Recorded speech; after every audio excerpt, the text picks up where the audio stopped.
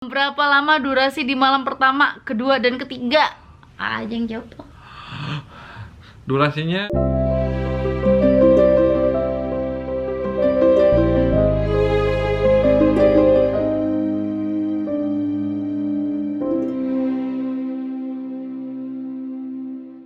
Cek cek cek cek cek, yang lagi bahagia cek. Oke guys, welcome back to my channel. Kembali lagi bersama aku Renata Putri. Nah, kali ini aku lagi pengen ngejawabin semua pertanyaan-pertanyaan yang kemarin ada muncul di Instagram aku. Dan ayo. Ayo. udah mulai. Iya. Dan sekarang aku bersama suami aku. Hai guys. Aku bersama suami aku sekarang lagi pengen ngejawabin pertanyaan-pertanyaan yang memang hampir semuanya nanyain hal yang sama gitu, tentang seputar pernikahan, tentang after married kita berdua kayak gimana gitu. Dan ya udah, sebelum kalian nonton video ini, aku pengen bilang sama kalian makasih banyak buat kalian yang sudah support kita berdua dari awal kita pacaran sampai sekarang. Dan memang banyak banget orang yang ngedoain gitu ya. Mungkin kita berdua sampai sekarang bisa nikah gitu. Salah satunya doa dari kalian gitu. Jadi makasih banyak. Nah, kali ini ya udah lanjut aja. Ada yang mau disampaikan dulu nggak? Enggak, sekarang langsung aja ke pertanyaannya. Kemarin kan kita ngoceh-ngoceh panjang di vlog Bobby Sun Rider. Sekarang kita langsung ke pertanyaannya di vlog Renata Putri. Oke, pertanyaan pertamanya ini dari Ayu Wahya. Perubahan apa yang dirasain kalian berdua rasain setelah menikah? Oke, dari Adu. Perubahan yang dirasakan. Perubahannya banyak banget. Apa? Kalian tuh dari menikah tuh perubahannya enak guys. Apa? Perubahannya dari segi kehidupannya untuk cowok itu tergantung ceweknya. Biasanya ceweknya itu, jadi kalau cewek kan cenderung ngaulaan, kalau bahasa Sundanya itu apa ya? Ngawulaan itu Ya menyajikan lah, melayani. Walaupun hal-hal kecil gitu, kayak misalkan air, kayak apa, itu kerasa banget. Dan itu alhamdulillah itu nikmat gitu ya, walaupun kecil, bukan dari barang atau kegiatannya, tapi lebih dari perhatiannya kayak gitu. Itu enak sekali ya. Dan itu yang paling kerasa. Terus jalan-jalannya bebas kayak gini kan, ini bebas kita bikin video di sini berdua, kemana-mana juga orang tua enggak melang tuh apa ya? Hariwa. Nggak khawatir. Nggak khawatir. Ya. Khawatir kayak gitu. Terus perubahannya apalagi ya? Udah sekarang Kenyamanan. tiap pagi jadi belajar mandi gitu. Iya, itu mungkin kalau misalnya dari aku mungkin perubahan yang signifikan yang aku rasakan tuh nyaman guys. Aku tuh jadi kayak lebih ngerasa aman, tentram, damai gitu hati tuh. Iya, sejahtera itu pasti. Cuman kayak nyaman aja gitu, nyaman udah punya suami gitu. Ya, di enggak juga umurnya 26 itu udah gitu. Jadi kayak Tapi yang nikah jangan beralasan karena umur juga sih sebenarnya. Iya. Tapi itu juga salah satu faktor, bisa lah, nggak apa-apa gitu kan, kita kan manusiawi. iya, tapi umur 26 udah menikah itu jadi ngerasanya tenang gitu loh, tenang. Oh ya udah, akhirnya aku nikah juga gitu. Nah, terus aku lebih seneng ibadah bareng sama Bobby guys. Jadi kayak kalau misalkan sholat itu, Bobby kan seringnya nggak ke masjid ya sekarang ya. Jadi kita lebih jadi berjamaah gitu. Dan itu tenang banget gitu. Mungkin itu perubahannya. Ya, dan banyak perubahan-perubahan kecil lainnya mungkin. Dan banyak hal yang nggak kita pikirkan sekarang. Jadi kita lebih memikirkan tentang oh ya udah, kita harus gimana ke depannya menjadi lebih baik gitu. Jadi hal-hal yang nggak penting itu nggak dipikirin ya. Ya, dan itu benar sih, kayak manusia berubah dan pola pikir berubah itu benar gitu ya. Bukannya ya kalau kita masih muda sih, kadang kita muda gitu ya, ke orang yang udah nikah, si eta mah geus kawin, si eta mah udah nikah nggak rame misalkan. Hese. Nah, dan emang ada fasenya gitu. Kalian juga pasti mengalami untuk yang belum, dan itu manusiawi. Yang penting berubahnya ke arah yang lebih baik. Dan kita juga bukan berarti melupakan teman gitu. Cuman sekarang prioritas utamanya ya istri sama suami, pasti gitu. Iya, benar. Iya, dulu kan? kita sering bilang sama orang yang sudah oke, geus kawin mah apa sih hese geura gitu. Hese tuh bukan berarti kitanya jadi sombong atau gimana, tapi lo bukan prioritas kita sekarang. Iya kayak gitu. Tapi ya kita masih punya banyak teman kok. Kalau dibutuhin, kalau ada apa-apa kita juga masih welcome ke siapapun itu. Intinya kalau nggak penting-penting banget kita nggak mau aja. Kalau nggak penting, nggak bener-bener care, nggak cuan, ya udah gitu lewat gitu. Next, ini kepanjangan. Nyicil pernikahan dari mana dulu Kak Rara biar nggak pusing, ini dari Yosi. Oke, Nyicil pernikahan dari sekarang aja. Misalkan kamu masih jauh ke nikah, nah nyicil dari sekarang, belajar nabung karena nabung itu perlu. Dan kalian mungkin kan kadang ada yang dibantu orang tua, nah jangan terlalu mengandalkan orang tua. Seenggaknya kalian juga berusaha untuk pernikahan kalian. Orang tua juga pasti senang. Jadi nyicilnya dari sekarang, kalau udah punya kerjaan ya sisipin lah, walaupun cuma 100-200 ribu gitu pasti jadi banyak kok. Ya itu meskipun belum ada jodohnya juga, nyicil aja dulu gitu kan. Soalnya kan mau cewek mau cowok itu harus ada uang gitu guys kalau mau nikah. Dan ini nyambung aja langsung ya, karena kita lagi ngomongin ini. Banyak yang nanya ini sama kita, Kak itu uang pernikahannya dari mana katanya. Alhamdulillah banget nih ya ngomongnya. Alhamdulillah banget, jadi orang tua kita berdua itu semacam kayak mereka bangga gitu punya anak kayak kita ya. Jadi kayak kita berdua nggak minta uang pernikahan ke orang tua kita masing-masing. Jadi kita berdua nikah dari uang kita sendiri gitu. Itu uangnya dari mana ya? Kita nabung semasa kita remaja, nabung gitu. Kalau kita siap untuk menikah ya tabungannya dipergunakan untuk menikah. Nah dan uangnya juga dari kita berdua gitu, karena kan banyak yang berasumsi juga dari gua gitu semuanya itu enggak, dia juga ngumpulin karena ya tetap apa sih namanya, iya dia juga excited gitu buat ngumpulin uang dari manapun itu buat pernikahan gitu. Jadi uangnya emang dari kita berdua.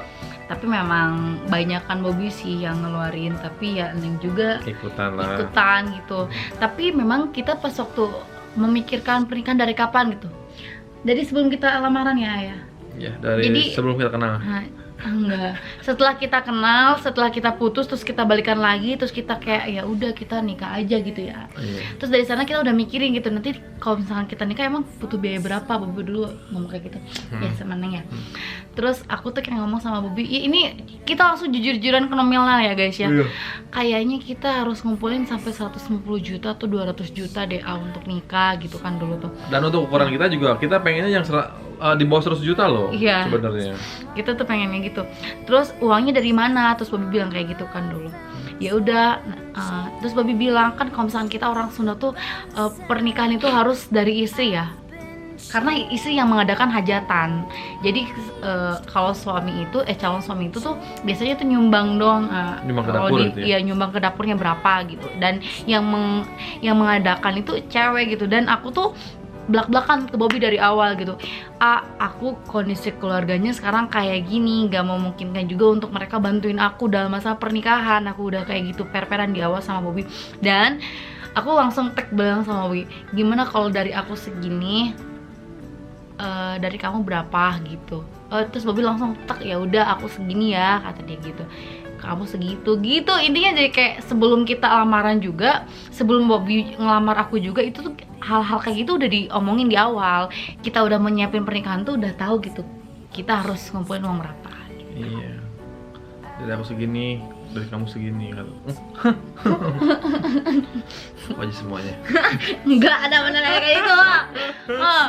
Neng lunas ya, utang pernikahan ke udah lunas. Ya dan kita awalnya kan mau pengen di bawah 100, tapi realitanya tetap aja guys. No. Walaupun kita masih terhitung nggak biasa sih, cuman nggak spektakuler gimana, kita tuh juga kecil-kecilan kan ya? Iya kecil-kecilan, ya, dan lumayan banyak endorse juga yang masuk gitu kan. Endorse juga banyak masuk, tapi tetap nominal uang nyampe 300-an mah. Nyampe itu, udah gitu. Terus apa ya, kita tuh pikirannya tuh enggak 100 juta kita kayaknya nyampe deh gitu kan ya. Cukup lah. Karena banyak endorse juga yang masuk, tapi ternyata enggak guys. Enggak, itu tuh enggak terjadi di antara kita. Jadi habis banyak juga dan ya pusing sih, pasti pusing ya. Untuk kalian yang punya atau nggak punya duit itu tetap pasti pusing. Karena gini guys, semacam ini kita buka-bukaan aja ya buat kalian biar pada nyiapin diri itu yang mau nikah kayak apa aja yang harus disiapin.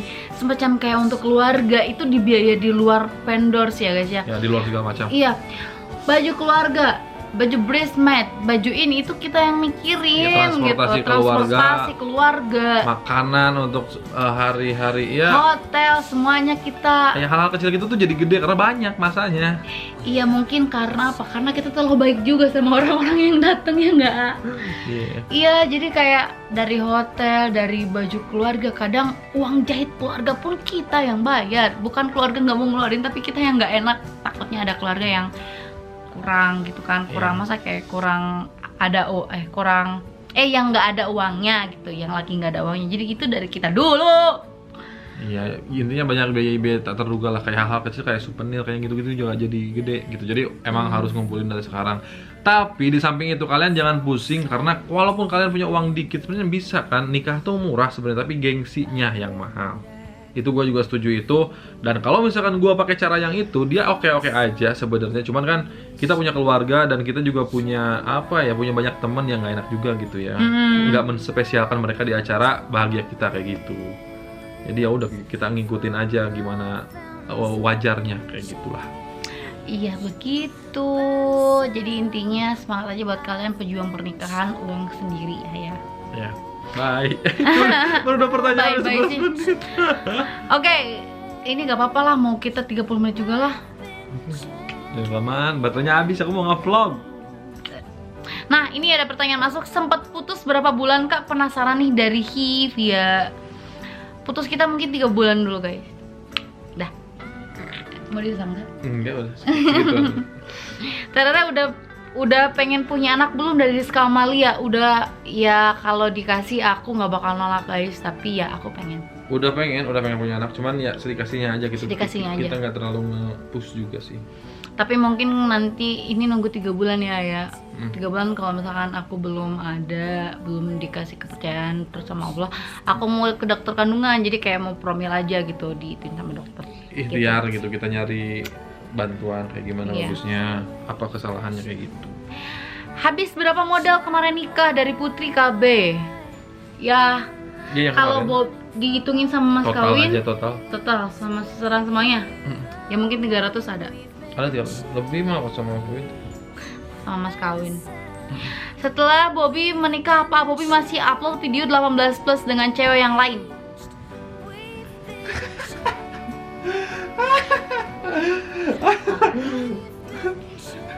Apa? Nggak ada 18 plus. Nggak ada. 21 plus, udah nikah, yeay. 18 plus nggak ada, cuman adanya 21 plus guys. Nggak, ditunggu aja ntar, mungkin ada gantinya konten yang lebih menarik, yang lebih menggelitik. Yaudah tunggu aja lah. Nah oke, langsung kakak dari Day Mustika. Kakak perbedaan waktu jadi pacar sama setelah jadi istri sekaligus calon ibu dari Bobby, dari anaknya Bobby, mulai dari hari kerja apa yang dirasain kakak katanya. Perbedaan jadi pacar sama jadi ya sama mungkin tadi yang udah dijelasin, lebih orang tua lebih gak khawatir aja lebih gitu tenang aja. kalau aku pergi berdua sama Bobby gitu guys. Dan dari keagamaan, dari segi keagamaan aku lebih religi mungkin sekarang ya. Bukan pengen hijrah sih sebetulnya, cuman kayak ya lebih baik aja. pengen berusaha menjadi lebih baik, pengen nyenengin suami aja. Assalamualaikum. Berapa lama durasi di malam pertama, kedua, dan ketiga? Aja yang jawab. Durasinya ya standar aja lah. 15 menit. Kedepanan. 15 menit, 20 menit cukup. Ya segituan lah. Malam kedua ketiga ya sama aja. Ya gitulah. Kalian juga nanti ngerasain kok. Nih ada pertanyaan dari Momi Adinda. Apa sesuatu yang teteh paling gak suka dari Bobby? Sesuatu serius yang bener-bener teteh gak suka nih teh? Nggak ada guys. Kalau aku ada yang gak nggak disukai. Enggak sih, nggak ada. Iya, kalau ada yang nggak disukai soalnya kita ngomong gitu, jadi supaya nggak dilakuin. Aku nggak suka tuh kayak gitu misalkan. Gitu. Jadi nggak diulangin lagi. Dan kayak sifat-sifat juga kayak sifat jelek, kita kan punya idealis sifat jelek masing-masing gitu tiap orang. Kadang kita cuma menginformasikan tanpa menghilangkan gitu. Kita berusaha menghilangkan itu gitu yang nggak disukai dari pasangan. Contohnya, Neng, nggak suka kalau Neng pakai baju yang kayak gitu. Atau Neng kayaknya lebih bagus pakai hijab. Jadi itu diomongin aja gitu yang kayak gitu-gitu guys. Iya. Atau Neng kayaknya jangan gitu deh, ya kayak gitu ya. Ya kayak misalkan gini, kayak misalkan kan kalau cewek misalkan nih maaf ya misalkan teh, aku tuh kalau lagi begini aku tuh gampang marah, aku tuh disentil dikit gampang marah. Itu udah sifat aku, kamu nggak bisa gimana-gimanain. Nah kayak sifat-sifat gitu kita harus gimana, si ceweknya harus bisa diomongin biar nggak jadi gampang marah, si cowoknya harus bisa dengan cara yang baik gitu. Jadi biar sifat nggak gampang marah itu nggak tertanam gitu ya, nggak menjadi oh ini sifat gua nih. Nah nggak begitu. Jadi biar bisa merubah sifat-sifat jelek kayak gitu. Jadi kita nggak punya hal-hal yang jelek, mungkin enggak. Walaupun nantinya suatu ketika apalagi pasti ada aja, pasti selalu ada. Cuman ya itu tergantung pribadinya masing-masing ya. Kalau misalnya ada yang nggak disukai di pasangannya ya berubahlah gitu, dan harus bilang.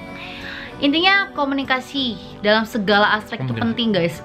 Komunikasi seks, komunikasi live gitu ya, tentang kehidupan kayak gimana, tentang seksnya kayak gitu harus dikomunikasikan. Jadi contohnya kayak Neng suka gini, atau Bobby bilang Neng aku paling suka gini loh. Nah kayak gitu-gitu tuh harus diomongin. Paling suka jadi penculik. Aku paling suka ketika aku menjadi seorang polisi wanita. Atau aku paling suka ketika aku menjadi seorang spy gitu. Dan itu gengsi kan rata-rata orang-orang kan buat ngomongin kayak gitu tuh agak atau aku paling suka aku lagi nungging gitu. Itu rata-rata orang kan gengsi kalau ngomong kayak gitu. Nah itu perlu komunikasi, itu perlu. Iya.